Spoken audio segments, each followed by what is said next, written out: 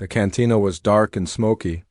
Strange smells mixed in the air from dozens of alien species drinking together.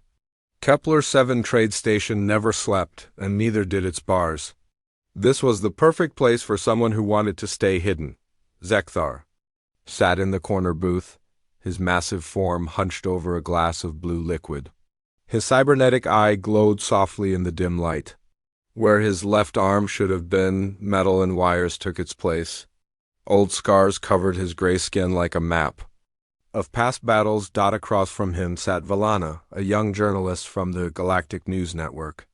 Her forearms moved nervously as she set up her recording device. This was supposed to be simple. Just another interview with an old war veteran? The kind of safe story that filled the slow news cycles. "Thank you for agreeing to speak with me," Valana said. Her voice was soft and respectful. "Our viewers are always interested in personal stories from the Human Coalition War." Zekthar's mandibles clicked together. It was a nervous habit he had picked up since the war ended 50 years ago. "Most people don't want to hear the real stories," he said. His voice was rough, like rocks grinding together. "I want to hear." "Whatever you're willing to share," Valana replied. She pressed the record button. A small light blinked green. Cathar stared at the device for a long moment. Then he looked up at her with his one good eye. "You know what they told us before we went to fight the humans?" Valana shook her head. "They said it would be easy. Humans had been in space for less than 200 years. We had been traveling between stars for over 3,000. They had simple metal ships. We had advanced energy shields. They used kinetic weapons that fired bits of metal. We had plasma rifles that could cut through their armor like paper." He took a long drink from his glass.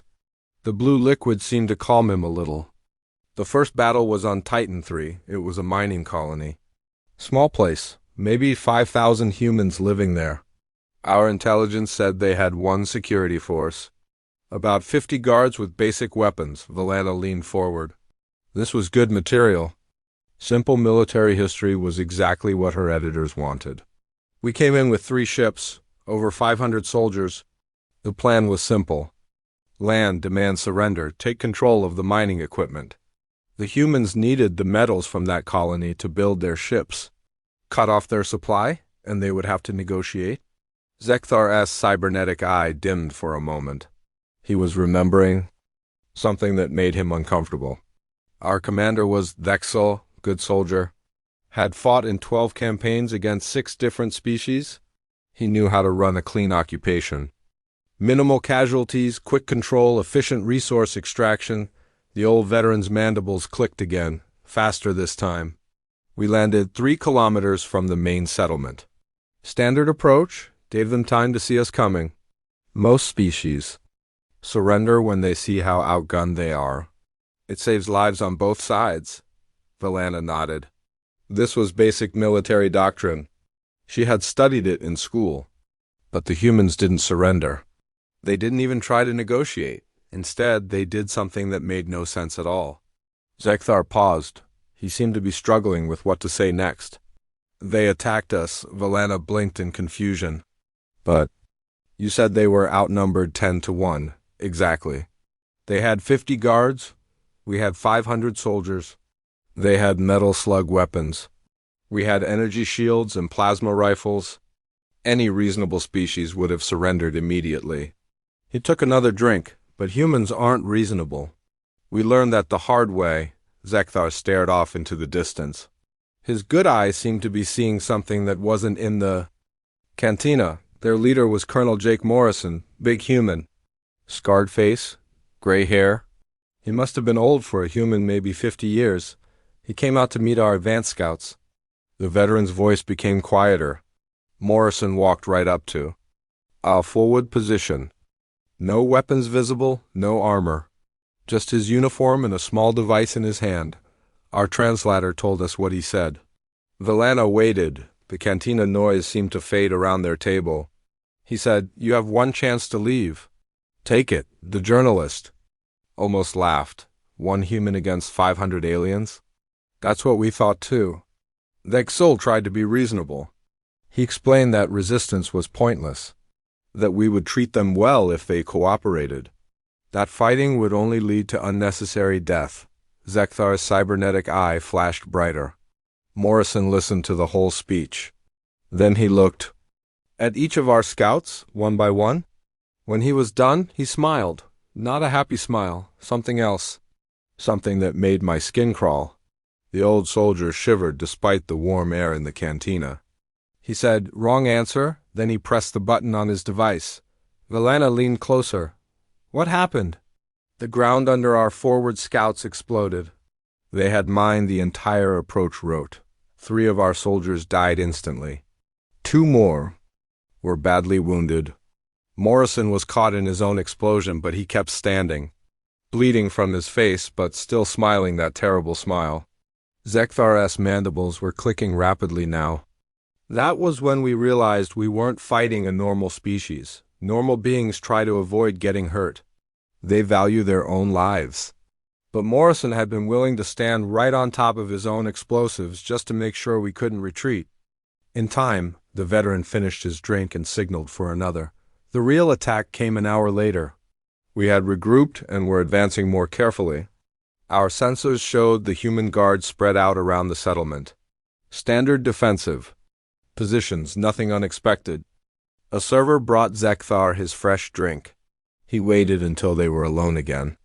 Then Morrison's voice came over every communication channel we had. Somehow they had hacked our secure frequencies. He said just 4 words, "Welcome to hell, invaders, Valana S." 4 hands were perfectly still now. She sensed this story was about to become something much bigger than a simple war memoir. What we thought were defensive positions were actually attack formations. The humans weren't trying to protect their settlement. They were using it as bait. They wanted us to come closer. Zekthar's voice dropped to almost a whisper. They came at us from every direction at once, not in vehicles, not with heavy weapons. They came on foot, running as fast as they could, screaming like wild animals. The old soldier's good eye was wide now, reliving the terror. I had never heard sounds like that before, pure rage made into noise. They weren't just fighting us. They were trying to destroy us completely. And they didn't care what happened to themselves. He gulped half his new drink. Private Amy Rodriguez led the attack on our left flank. Small human, female, couldn't have weighed more than 60 kilograms. She was carrying enough explosives to level a building. Valana found herself holding her breath. She ran straight at our heavy weapons position. Our gunners hit her twice with plasma bursts, energy that should have killed her instantly. But she kept running, kept screaming, kept coming at us. Zekthar's cybernetic hand clenched into a fist. She made it all the way to our position before she collapsed. But she had enough strength left to trigger her explosives manually. The blast killed 8 of our soldiers and wounded 12 more. The cantina seemed even quieter now. That was when I understood. We weren't fighting soldiers. We were fighting something much more dangerous. We were fighting humans who had decided they would rather die than lose. Zekthar looked directly at Valana, and that was just the first day. Valana watched as Zekthar ordered another drink. His cybernetic hand was shaking slightly. The first part of his story had been disturbing enough, but she could tell there was much worse to come. The battle lasted 3 days, Zekthar continued. 3 days that changed everything we thought we knew about warfare. He stared at his glass without drinking.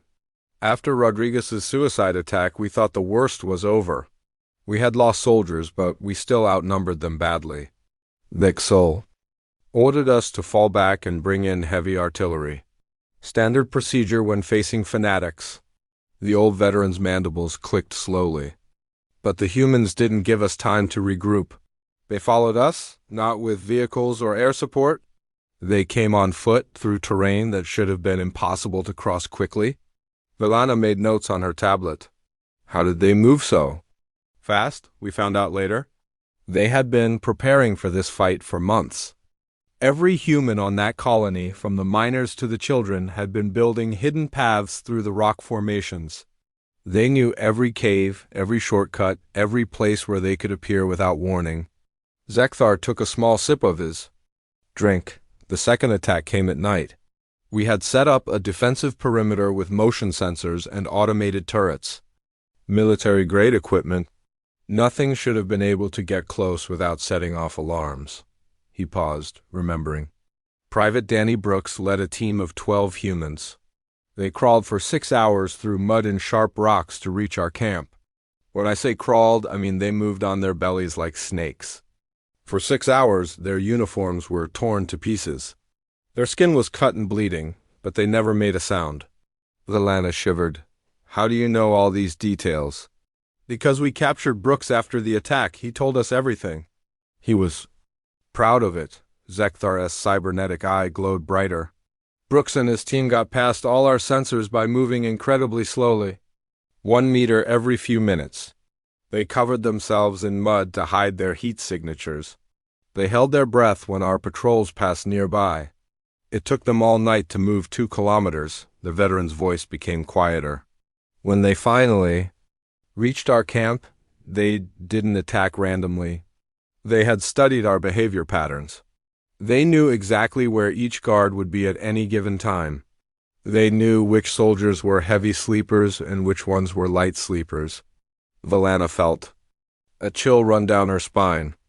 Brooks personally killed 8 soldiers before anyone realized we were under attack, not with guns, with knives.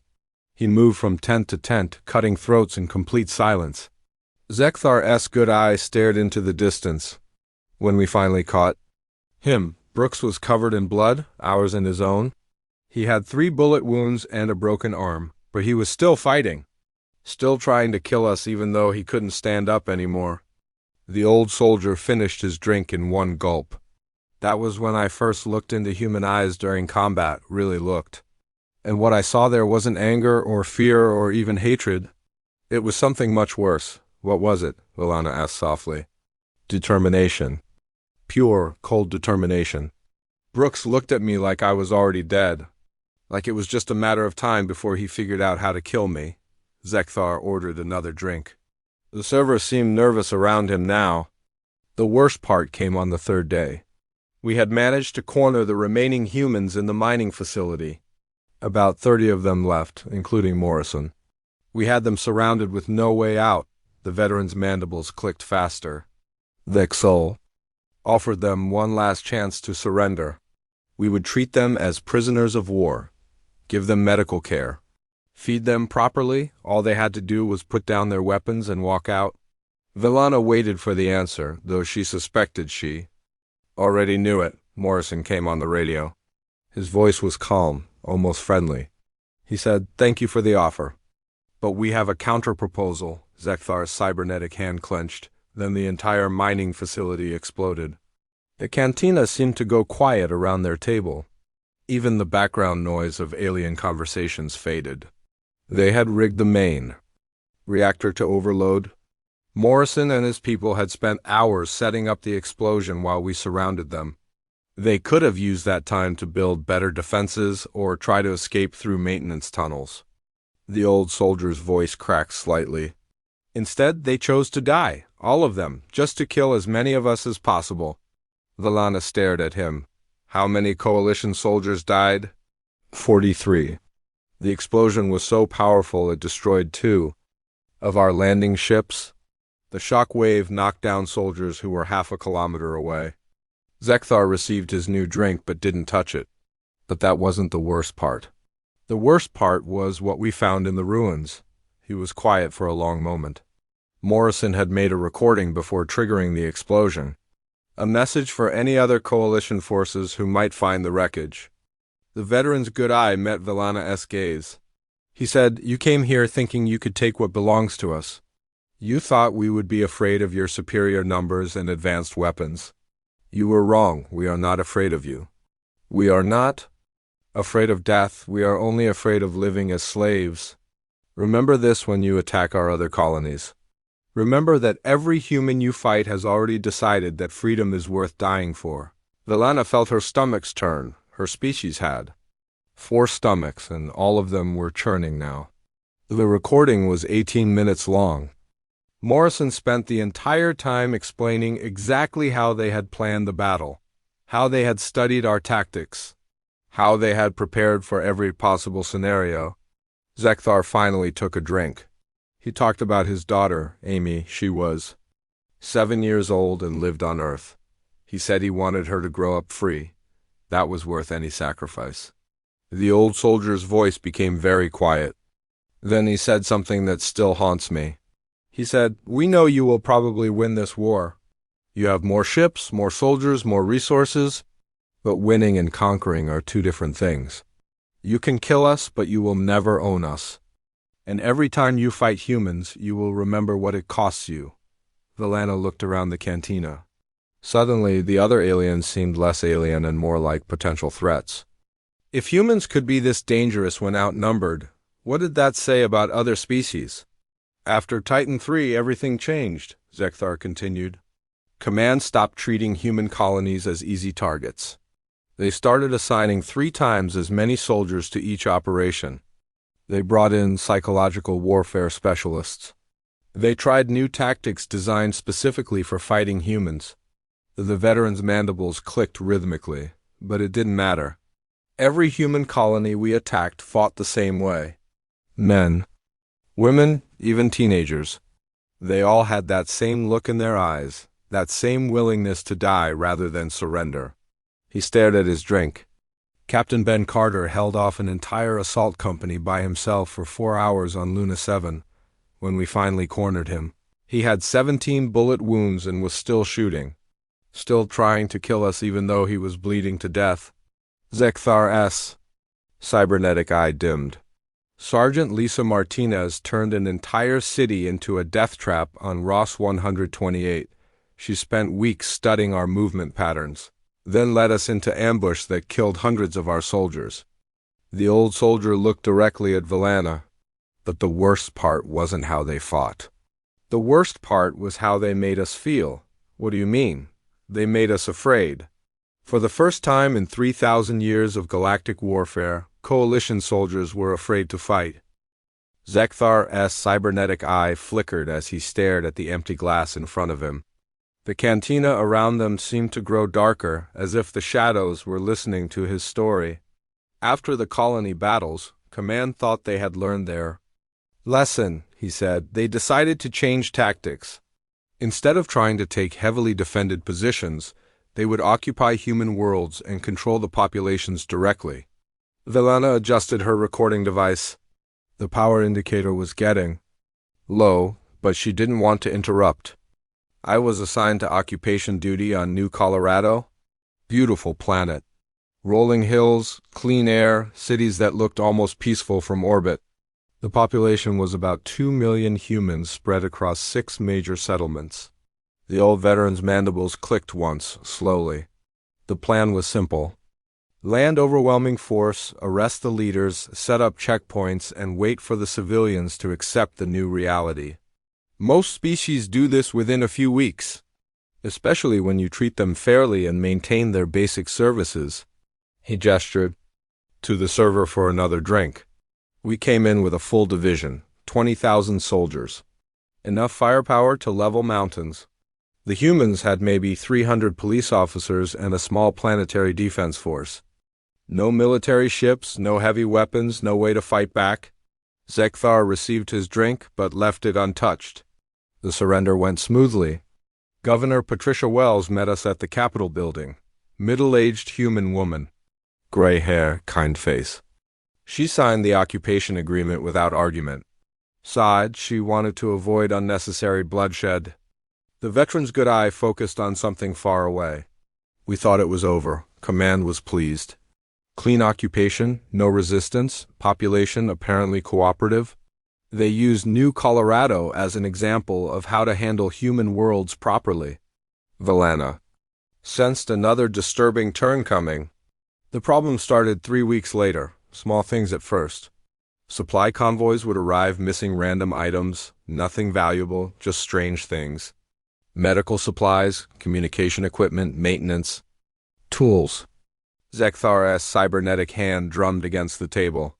Then our patrol started reporting equipment failures. Vehicles breaking down in remote areas, communication gear malfunctioning, weapons jamming at inconvenient times. The technical staff? said it was probably just wear and tear from the local climate. He finally took a sip of his drink. After a month, soldiers started disappearing. The words hung in the air like a threat, not in combat. Not during raids, they would go off duty and never return to base. We would find their uniforms folded neatly in their quarters, but no sign of the soldiers themselves. Valana leaned forward. What happened to them? We never found out, not then. The humans claimed they knew nothing about it. Governor Wells was very cooperative. She even organized search parties to help us look for our missing people. Zekthar's mandibles clicked faster, but the disappearances kept happening. 1 or 2 soldiers every week. Always when they were alone. Always when they were off base. Never any witnesses, never any evidence of struggle. The old soldier stared at his drink. After 2 months, we had lost 43 soldiers. Command decided to restrict all personnel to base unless they were on official duty. No more leave time, no more solo missions, no more interaction with local civilians. He took another drink. That's when the real resistance started. And that's when I first heard the name Lisa Walker. Valana's 4 hands went still. She could hear the fear in Zekthar's voice when he said that name. Walker was a schoolteacher before the occupation. Taught science to children in New Denver, the largest city. 42 years old, married, 2 kids of her own. The kind of person you would never suspect of being dangerous. The veteran's cybernetic eye glowed brighter. She had been studying us from the moment we landed, not just our tactics or our equipment. She studied our biology, our psychology, our weaknesses. She learned things about Coalition species that most Coalition soldiers didn't even know. Zekthar's voice became quieter. Walker discovered that Vorthak hearing is much more sensitive than human hearing. So she built sonic weapons that caused U.S. excruciating pain without affecting humans at all. He touched his cybernetic ear with his metal hand. She learned that Gorthony needs specific atmospheric conditions to survive. So her people started sabotaging life support systems in occupied buildings. Not enough to kill immediately, just enough to make us sick and weak. Valana felt a chill. This wasn't random violence. This was systematic, scientific warfare. Walker knew that Zentari soldiers become disoriented in certain light frequencies. So she rigged the streetlights in New Denver to pulse at exactly the right rate to cause vertigo and nausea. Zekthar's good eye met Valana's gaze. But the worst part wasn't the physical attacks, it was the psychological warfare. He drank deeply before continuing. Walker's resistance cell started leaving messages for us. Not threats or demands, just information. They would tell us exactly how they had sabotaged our equipment. They would describe in detail how they had kidnapped our soldiers. They would explain their plans for future attacks. The old soldier's voice cracked slightly. They wanted us to know. They wanted us to understand that we weren't safe anywhere. That they were always watching, always planning, always one step ahead. Valana realized she was holding her breath. The messages were written in perfect Coalition standard. Walker had learned our language better than most of our own soldiers. Spoke it. She even included technical diagrams showing exactly how she had modified our own equipment to work against us. Zekthar's cybernetic hand clenched into a fist. After 3 months, we weren't an occupation force anymore. We were prisoners. In our own bases. Afraid to go outside, afraid to trust our equipment, afraid to sleep without guards. He stared at the cantina wall. That's when Walker made her biggest move. She captured Commander Vexel. Valana's stomach churned. She remembered that name. From earlier in the story, Vexel was my superior. The one who had led the attack on Titan III. Veteran of 12 campaigns. Experienced leader, tough as military-grade armor. If anyone could resist interrogation, it was him. The old soldier's mandibles clicked in a broken rhythm. Walker didn't just capture him. She broadcast his interrogation on every Coalition frequency. For 72 hours straight, she systematically broke him down. Zekthar's voice became barely audible. She didn't use physical torture. She didn't need to. Walker had studied Coalition psychology so thoroughly that she knew exactly how to destroy a mind without touching the body. He finished his drink in one gulp. She played recordings of his family back on our homeworld. She described in perfect detail how our military tactics had failed on every human world. She explained why the coalition would eventually lose the war, using mathematical models and strategic analysis that made perfect sense. The veteran's cybernetic eye dimmed. By the third day, Vexel was begging her to stop. Not because of pain, but because she had convinced him that everything he believed in was wrong. That he was a monster, that his entire life had been meaningless. Valana felt sick. This was psychological warfare on a level she had never imagined. When Walker finally released the recording, Vexel was still alive, but he wasn't the same person anymore. He spent the rest of the war in a psychiatric facility, mumbling about human children and mathematical equations. Zekthar ordered another drink with a shaking hand. That's when I understood what we were really fighting. Not soldiers, not even fanatics. We were fighting humans who had decided to become something more dangerous than any warrior. He looked directly at Valana. We were fighting teachers who had learned to wage war with the same systematic precision they used to educate children. The cantina had grown quieter as the night progressed. Most of the other patrons had left, but Valana and Zekthar remained in their corner booth. The old veteran's story was approaching its end, and she could feel the weight of what was coming. The war lasted 8 years, Zekthar said. His voice was hoarse from talking and drinking.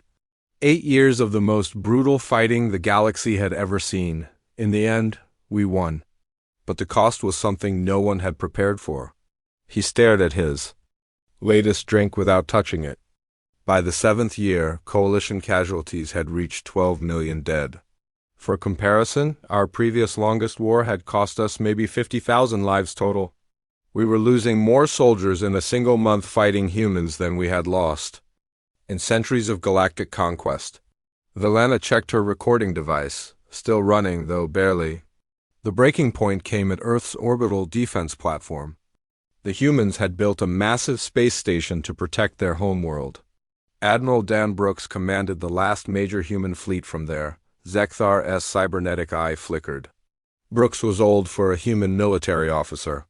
Maybe 60 years. He had fought in every major battle of the war.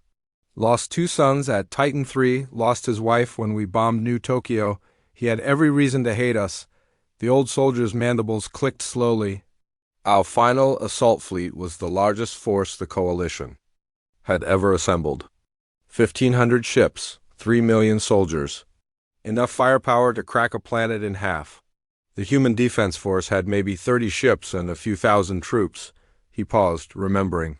High Command sent Brooks a surrender demand. Standard procedure. They offered him honorable terms. His people would be treated as prisoners of war. The civilian population would be spared.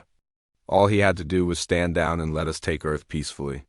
Valana waited, though she already knew what the answer would be. Brooks replied with a single word, no. Zekthar finally took a sip of his drink. The battle lasted 18 hours. Brooks used every trick the humans had learned during 8 years of war. He split his fleet into small groups that attacked from multiple directions. He used suicide runs to take out our largest ships. He turned his own space station into a giant bomb. The veteran's good eyes stared into the distance. But what made it horrible wasn't the tactics, it was the way they fought. Every human ship that got disabled would ram the nearest coalition vessel. Every pilot who got shot down would try to crash into our formations. They weren't just trying to win. They were trying to kill as many of us as possible before they died. Valana felt her stomachs churn again. Brooks himself led the final attack. His flagship Defiance was already burning from multiple hits. Half his crew was dead, his weapons were mostly destroyed. But he kept fighting. Zekthar's cybernetic hand trembled slightly. I was on the bridge of our command ship when the Defiance made its final run. Brooks aimed his dying ship directly at our main battle line. Our gunners hit him with everything they had. His ship was falling apart around him.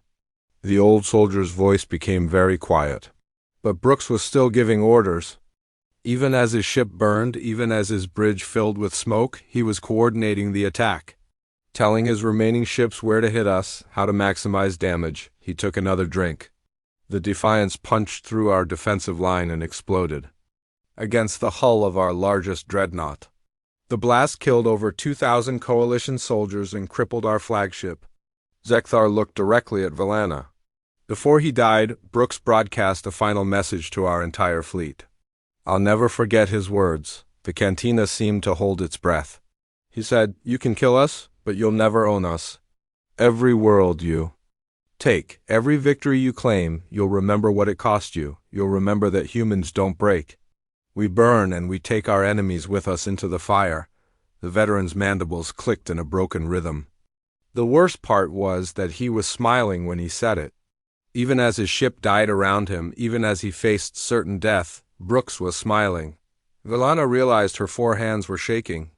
After Brooks died, the remaining human ships continued fighting, not trying to escape, not trying to negotiate. Fighting until every single ship was destroyed. Zekthar finished his drink. We won the battle. We took Earth, but we had lost over 300 ships and 500,000 soldiers to defeat 30 human ships. He signaled for another drink, though his movements were becoming unsteady. The final ground battle was on Mars. Lieutenant Kate Phillips commanded the last human stronghold there.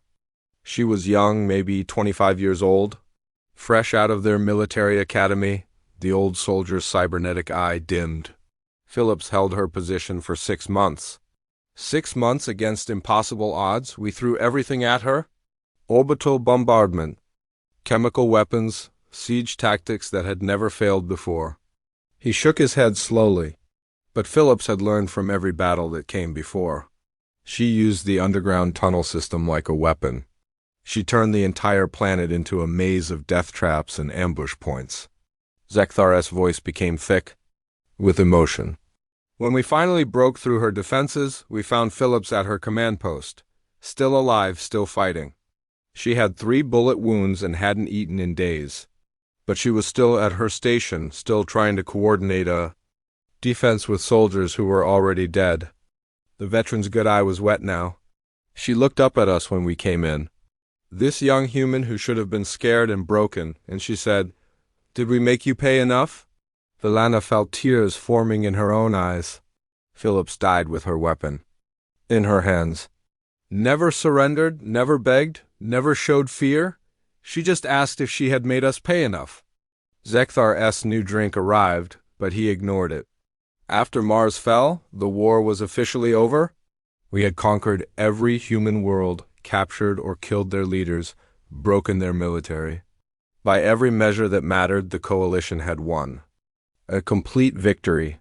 He looked around the cantina as if seeing it for the first time, but it didn't feel like victory. It felt like survival. We had defeated humanity, but barely. And the cost was so high that most coalition worlds never fully recovered.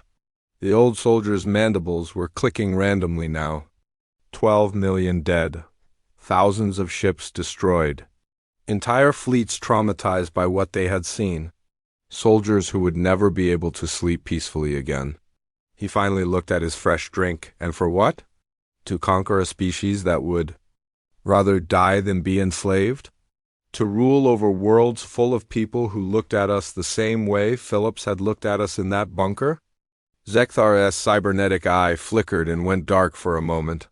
The worst part was realizing that we hadn't really won anything. We had proven that we could kill humans. But Brooks was right. We would never own them. He picked up his drink with both hands to keep them steady. Every occupied human world required 3 times the normal garrison. Every human prisoner had to be watched constantly.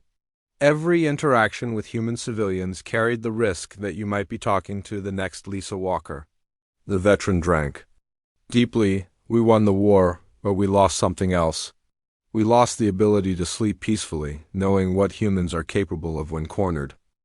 The cantina was nearly empty now. Only a few die-hard drinkers remained scattered at distant tables, lost in their own conversations. Zekthar sat hunched over his latest drink, looking older and more tired than when the interview had started. Hours ago, that was 50 years ago, he said quietly. 50 years since the war ended. 50 years of what the politicians call peace. Velana shifted uncomfortably in her seat. Her recording device was almost dead, but she couldn't stop now. Not when she sensed the most important part of the story was just beginning. The younger generation doesn't understand, Zekthar continued. They see the occupied human worlds and think we're strong. They see coalition flags flying over Earth and Mars and think we won something valuable. His cybernetic eye flickered weakly. But we older veterans know the truth. We're not strong. We're terrified. The old soldier's mandibles clicked once, slowly. The humans in the occupied territories aren't planning another war. They learned that lesson. Direct military confrontation doesn't work against superior numbers and technology. He took a small sip of his drink. Instead, they're doing something much more dangerous. They're learning. Velana leaned forward, though she wasn't sure she wanted to hear what came next. Every coalition technology that gets brought to human worlds gets studied. Not just looked at or copied, studied, taken apart piece by piece until they understand it better than the engineers who built it. Zekthar's good eye focused on something beyond the cantina walls. Every tactical doctrine we use gets analyzed. Every weakness we showed during the war gets cataloged and remembered. Every mistake we made gets turned into a lesson. The veteran's cybernetic hand drummed against the table in an irregular rhythm. High Command thinks they're keeping the humans under control with monitoring stations and regular inspections, but they don't understand what they're really looking at. He paused, gathering his thoughts. 3 years ago, Major Frank Torres escaped from a detention facility on Europa. Standard human, nothing special about him. Mid-level officer during the war, captured during the final assault on Earth. Velana made a note. Did you recapture him? No, and that's the problem. Torres didn't just escape. He vanished completely. No trace, no trail, no evidence of where he went or how he got off-world. Zekthar's voice became quieter. But 6 months later we started finding things. Small things. Coalition equipment that had been modified in ways our own engineers hadn't thought possible. Communication devices that could bypass our security. Networks, weapons that had been improved beyond their original specifications. The old soldier stared at his drink.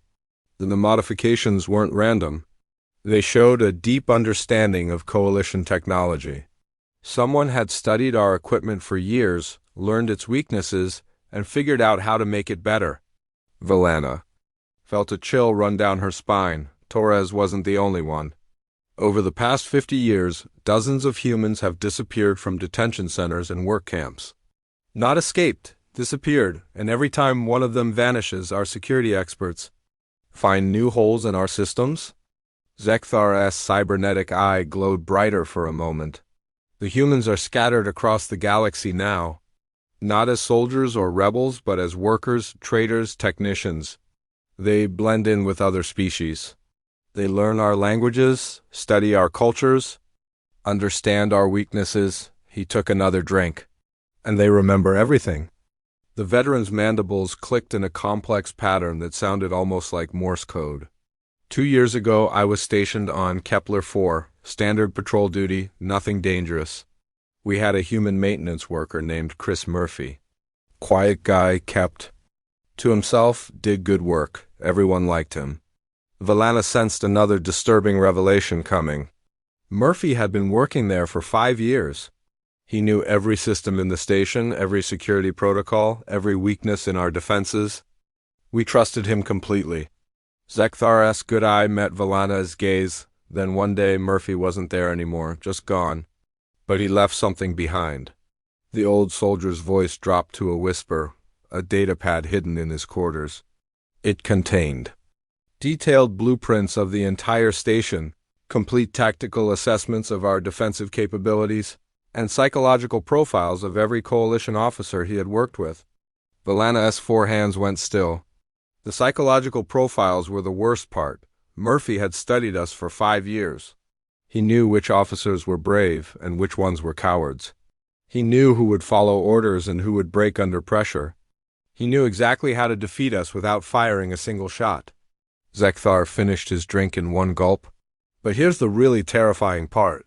Murphy hadn't been planning an attack. He was just gathering information, learning, preparing for something we couldn't even imagine. The veteran signaled for another drink, though his movements were becoming increasingly unsteady. That's when I realized what the humans are really doing. They're not plotting revenge. They're not building secret armies. They're becoming something much more dangerous. He looked directly at Valana. They're becoming better at war than we are. The cantina seemed to grow colder around them. 50 years of studying our technology. 50 years of learning our tactics. 50 years of understanding our psychology. The humans who fought us in the war were brave and determined, but they were still just humans. Zekthar's new drink arrived, but he left it untouched. The humans who are out there now are something else. They're humans who have learned everything we know about warfare, and then figured out how to do it better.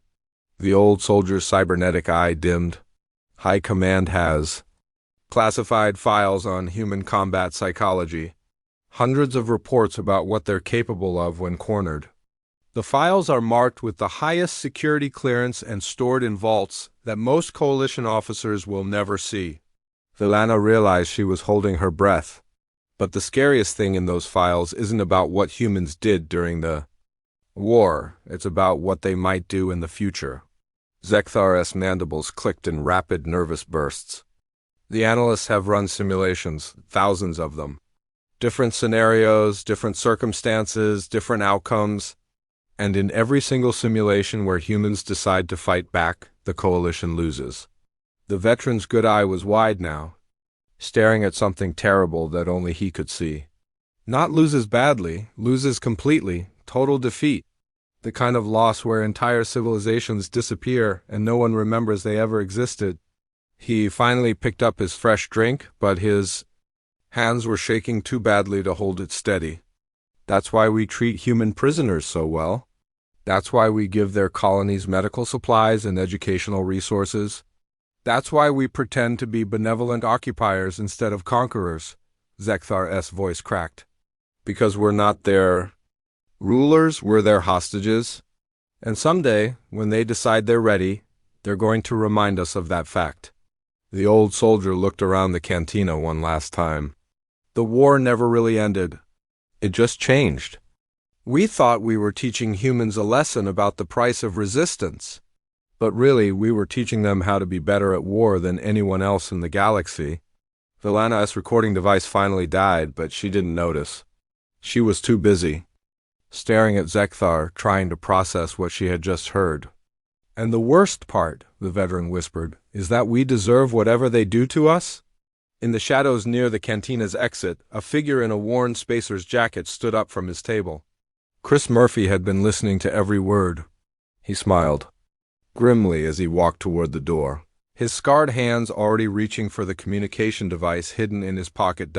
It was time to send another report.